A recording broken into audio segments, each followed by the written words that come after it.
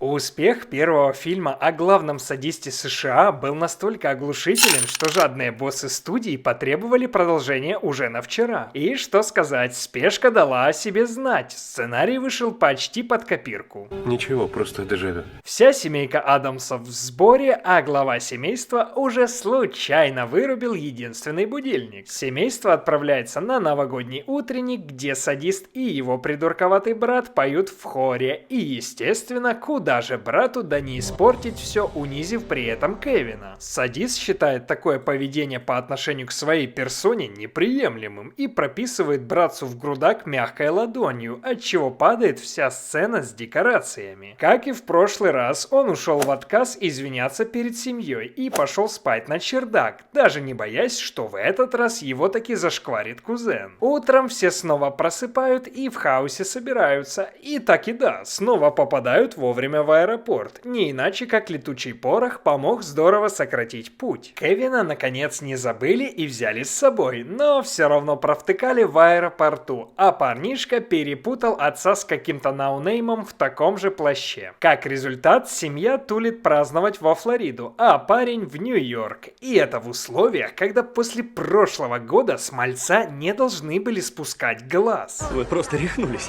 Пропажа обнаруживается только по прибытию, когда садист уже шарится по большому яблоку, в котором у него нет друзей, с которыми можно попить чайку в центральной кофейне, да еще и заночевать на диване, и приходится искать ночлег с едой самому. И так как Кевин мажор и не привык спать во всяких там капсулах или чего еще хуже хостелах, он топает в самый блатной отель в городе и снимает себе номерок. Ай-яй-яй-яй-яй-яй, ах ты фраер. Казалось бы, откуда у парня деньги на все это? А фишка в том, что ему перепала сумка папы, в которой тот хранит Уйму деньжищ. несколько трюков с техникой, лапша на уши и лучший друг Адама Сэндлера Роб Шнайдер, а по местной версии... Седрик, кажется.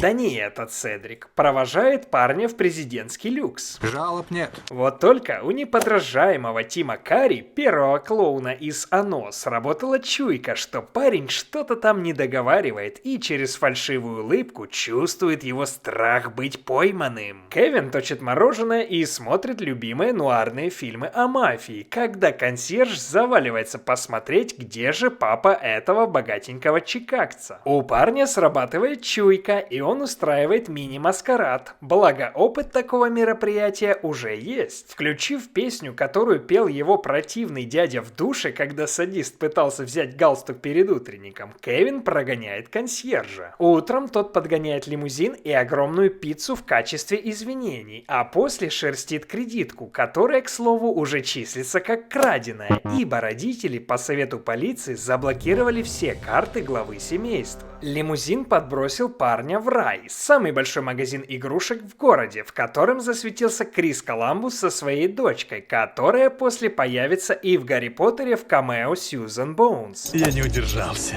К слову, предыдущие злодеи свалили из тюряги. Об этом нам сначала сообщили через газету, а после и показали во всей красе. И где бы вы подумали, они оказались. Ну, естественно, не где-то на Аляске, а во все том же Нью-Йорке. И так как денег у них сейчас нет даже на дешманскую банку лимонада и приходится тырить мелочь у Санты, они планируют ограбить тот самый магазин игрушек, в котором садист покупает фейерверк и донатит 20 баксов на клинику для безнадежно больных детей. За доброту парня владелец позволяет ему взять игрушку с елки, двоих голубей, и уже при выходе грабители учуяли знакомый запашок из Чикаго и поприветствовали пацана. Тот дает дёру, по пути устроив небольшую ловушку, и после забегает в отель, где консьерж отбирает у него деньги с кредиткой. Но так как у садиста прокачан опыт шевеления поршнями, он сваливает сразу от целой бригады. Забежав к себе в номер, парень собирает пожитки и сваливает. Правда, туда заваливается персонал отеля, чтобы задержать героя. На выручку снова приходят нуарные фильмы, и диалоги не только сбивают с толку, но еще и заставляют отступить, что позволяет постояльцу сбежать. убежать. Да вот только это не шибко помогает. На служебном выходе уже дежурят бандиты, которые явно помнят о прошлогоднем фиаско и хотят отомстить.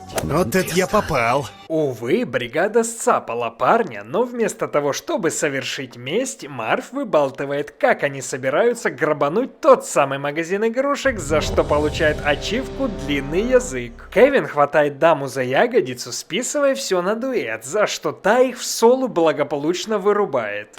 Одинокой девушке в Нью-Йорке без навыков самообороны никак. Так как дуэт прилег отдохнуть, Кевин смог удрать. Вот только дела становятся хуже и хуже. Ночью парень боится до одури каждого шороха. Увидев женщину, которая позиционирует себя как королева голубей, он в страхе бежит и застревает в корнях. Только после того, как она помогла ему вылезти, он начал воспринимать ее адекватно. Они даже довольно мило побеседовали на чердаке оперного театра, что отсылает нас к разговору в церкви из первого фильма с дворником. И наш садист снова знает, что делать. Семейка, к слову, уже получила фидбэк с инфой, куда их сына занесло, и в этот раз все отправились в Нью-Йорк, а не только мама. Правда, по прибытии оказалось, что олухи под названием администраторы сначала поселили их сына в номере без взрослых, а после напугали и упустили его. А сам Кевин, к слову, уже пришел на хату еще одного своего дяди. Дом на реставрации, инструментов целая прорва, и юный Джон Крамер устраивает целую прорву ловушек. Но сначала сюда же надо заманить жертв. Город наших союзников в осаде. Садист провоцирует сигнализацию на весь Таймс-сквер, а после еще и подбрасывает врагов на импровизированном трамплине и бежит на чердак дяди. После погони ОПГ понимают, что годы уже не те и дыхалка сбита, чтобы гоняться за быстрым пронырой. Бандиты даже пробуют вступить в переговоры, но Кевин руководствуется учениями Пинтеля. Дьявол, забери тех, кто выдумал переговоры. И бросает 4 кирпича в голову Марву. И да, если в прошлый раз Кевин охранял свой дом, за что в США на него и не подумают крошить батон, то тут уже пахнет откровенным покушением с тяжкими телесными. Собрав в кулак свою волю, бандиты снова наступают на те же грабли и заваливаются в дом с ловушками, которые выглядят еще хуже первых. Сказывается опыт садиста. Из Чикаго приехали зря вы в Нью-Йорк. Тут на ужин в меню будет электрошок. Я хочу, чтобы ты с 5 метров упал. Безусловно, себе что-то да и сломал. Пусть из степлера гвоздь тебе в лоб прилетит.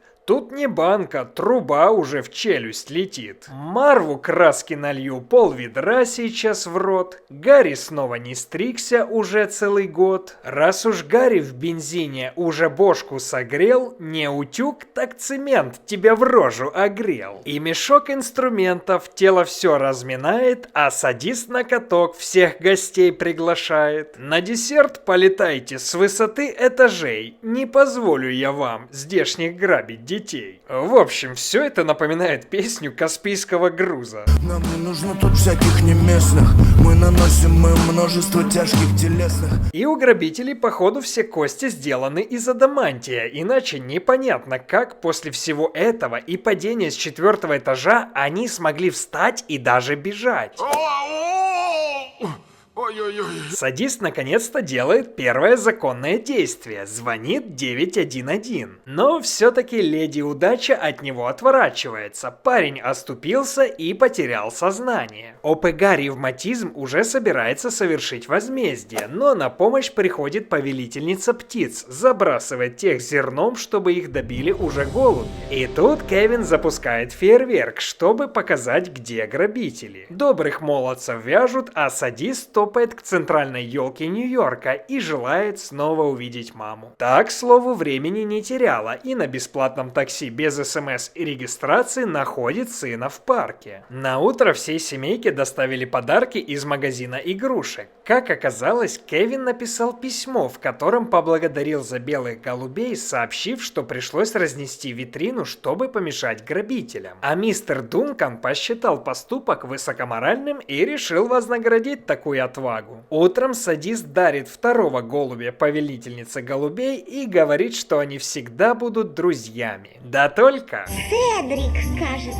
Приносит счет, и оказалось, что малец за одни сутки покутил на штуку баксов, и уже батя собирается выпустить ему кишки и примотать к люстре. Безусловно, применив самую страшную пытку, которую когда-то создало человечество – папкин ремень.